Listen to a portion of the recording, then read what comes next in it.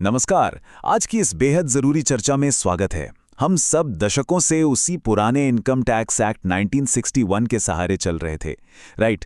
लेकिन अब खेल पूरी तरह से बदल गया है। सरकार ने उस पुराने एक्ट को हटाकर नया इनकम टैक्स एक्ट 2025 लागू कर दिया है। और सच कहूं तो ये सिर्फ नाम का बदलाव नहीं है, इसमें टैक्स स्लैब्स, डेडलाइंस और फॉर्म्स को लेकर इतने बड़े बदलाव हुए हैं जो सीधे हमारी जेब पर असर डालते हैं। आज का ये विश्लेषण इसी बात पर है कि ये नया एक्ट हम सब के लिए और खास तौर पर नौकरी पेशा लोगों के लिए असल में क्या मायने रखता है। तो चलिए शुरुआत एक बहुत ही दिलचस्प सवाल से करते हैं। क्या न्यू टैक्स रिजीम वाकई हमेशा बेहतर होता है? जरा सोचिए, हम में से ज्यादातर लोगों ने तो ओल्ड टैक्स रिजीम को लगभग भुला ही दिया था। हमने बस ये मान लिया था कि नया सिस्टम ज्यादा आसान है और सैलरीड प्रोफेशनल्स के लिए डिफॉल्ट रूप से यही सबसे बढ़िया चॉइस है। लेकिन क्या सच में ऐसा है? नए नियम हमारी इसी धारणा को चुनौती देने वाले हैं। और इस सवाल का एकदम सीधा जवाब है बिल्कुल नहीं। अगर हम डेटा को करीब से देखें तो साफ पता चलता है कि इनकम टैक्स एक्ट 2025 ने दरअसल ओल्ड टैक्स रिजीम को बहुत ज्यादा मजबूत कर दिया है। इसे आप एक बहुत बड़ा पैराडाइम शिफ्ट कह सकते हैं।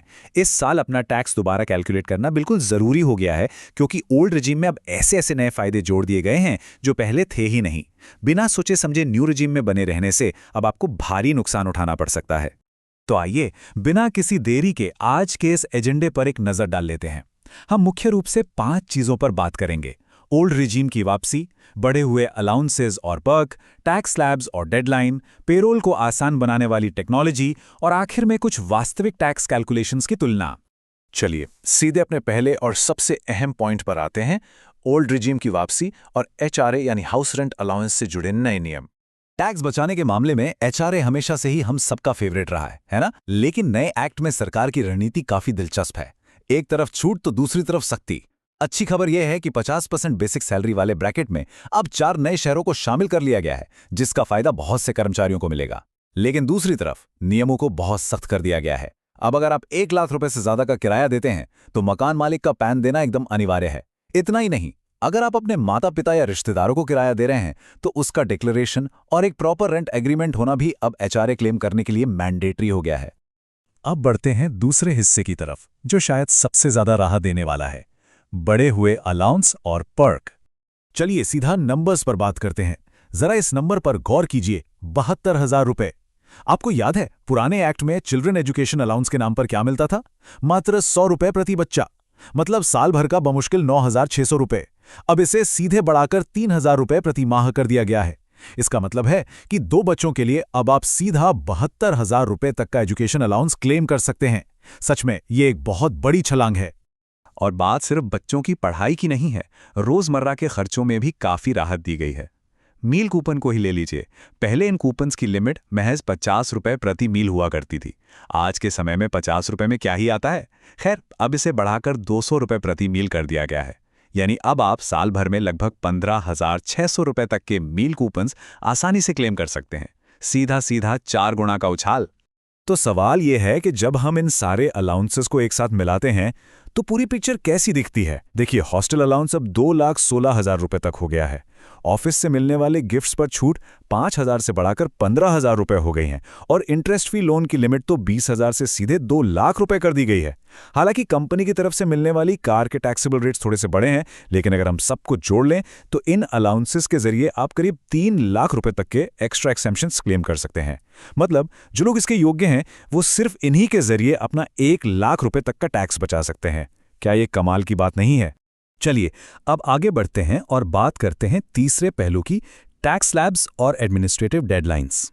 अलाउंसेस तो हमने देख लिए, लेकिन पूरी कहानी समझने के लिए स्टैंडर्ड डिडक्शन को देखना भी जरूरी है। इन आंकड़ों को देखिए, आपको खुद समझ आ जाएगा कि न्यू रिजीम पहली नजर में इतना अट्रैक्टिव क्यों लगता है। न्यू रिजीम में 75,000 रुपीज का स्टैंडर्ड डिडक्शन और रिबेट मिलाकर 12,75,000 रुपए तक की इनकम पूरी तरह टैक्स फ्री हो जाती है। वहीं ओल्ड रिजीम में ये लिमिट सिर्फ 5 लाख तक ही दिखती है। लेकिन रुकिए, ओल्ड रिजीम का असली जादू तब शुरू होता है जब आप इसमें मिलने वाले सारे एग्जेम्पशंस को एक के ऊपर एक स्टैक करना शुरू करते हैं। और ये वो सुविधा है जो न्यू रिजीम आपको बिल्कुल नहीं देता। इसके अलावा एक बहुत ही बढ़िया एडमिनिस्ट्रेटिव बदलाव भी हुआ है। हम सब फाइनेंशियल ईयर और असेसमेंट ईयर की उलझन से हमेशा परेशान रहते थे, है ना? कभी फॉर्म में कुछ भर दिया, कभी कुछ।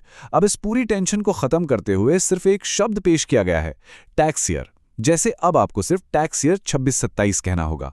फॉर्म भरना अब काफी हद तक सुलझ गया है। प्रशासनिक स्तर पर कुछ और बहुत ही काम के अपडेट्स आए हैं। फ्रीलांसर्स और बिजनेस ओनर्स जो ITR 3 और 4 भरते हैं, उनके लिए फाइलिंग डेडलाइन में 1 महीने की छूट दी गई है। अगर रिटर्न में कोई गलती हो जाए तो उसे रिवाइज करने का समय भी बढ़ा दिया गया है। और हाँ, एक ज़रूरी बात, फॉर्म 16 और 26 AS जैसे हमारे रेगुलर टैक्स डॉक्यूमेंट्स के नाम और नंबर भी बदल गए हैं, तो इस साल फाइल करते समय इसका ज़रूर ध्यान रखिएगा। चौथा पॉइंट, इस पूरी पेचीदगी को टेक्नोलॉजी के जरिए कैसे संभाला जाए। सच कहूं तो इतने सारे नए नियमों, एक्सेम्पशंस और स्लैब के बदलावों को एक्सेल शीट पर मैन्युअली ट्रैक करना अब बस के बाहर होता जा रहा है। ये एक दुष्स्वप्न से कम नहीं है, और यहीं पर ज़ोहो पेरोल जैसे मॉडर्न क्लाउड सॉफ्टवेयर्स असली गेम चेंजर साबित होते हैं। ये नए एक्ट 2025 के हिसाब से पूरी सैलरी और टैक्स की कैलकुलेशन ऑटोमैटिकली कर देते हैं। पे स्लिप्स सीधा इनक्रिप्ट होकर आपके व्हाट्सएप पर आ जाती हैं। इसके अलावा इनके एम्प्लॉय ऐप्स और AI असिस्टेंट्स टैक्स या PF से जुड़े उन मुश्किल सवालों के तुरंत जवाब दे देते हैं जिनके लिए पहले HR के चक्कर काटने पड़ते थे। और अब आते हैं सबसे अहम और 5वें हिस्से पर। असली टैक्स कैलकुलेशंस की तुलना करके देखते हैं कि फायदा आखिर किस में है।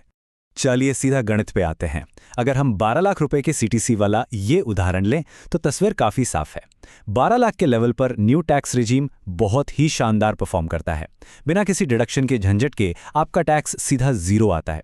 ओल्ड रिजीम में भी अगर आप अधिकतम डिडक्शन क्लेम करें तो टैक्स जीरो हो सकता है, लेकिन अगर आप एक बैचलर हैं तो हो सकता है आपको थोड़ा टैक्स देना पड़े।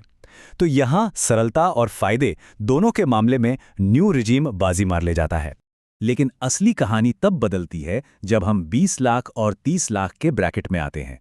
यहाँ डेटा चीख चीख कर कह रहा है कि ओल्ड टैक्स रिजीम मैथमेटिकली बहुत सुपीरियर है, खास तौर पर उन परिवारों के लिए जो होम लोन चुका रहे हैं या रेंट दे रहे हैं और बच्चों की पढ़ाई का खर्च उठा रहे हैं।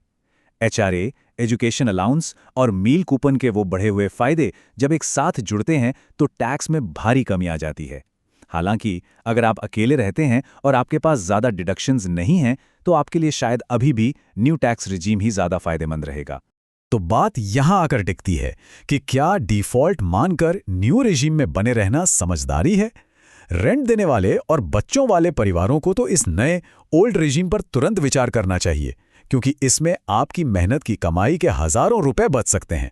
अपनी व्यक्तिगत स्थिति, अपने खर्चों और निवेशों का एक बार बारीकी से आकलन जरूर करें। तो आपकी अपनी लाइफस्टाइल को देखते हुए टैक्स ईयर 2025 में आपके लिए कौन सा रिजीम बेहतर है, पुराना वाला या नया? सोचिएगा जरूर।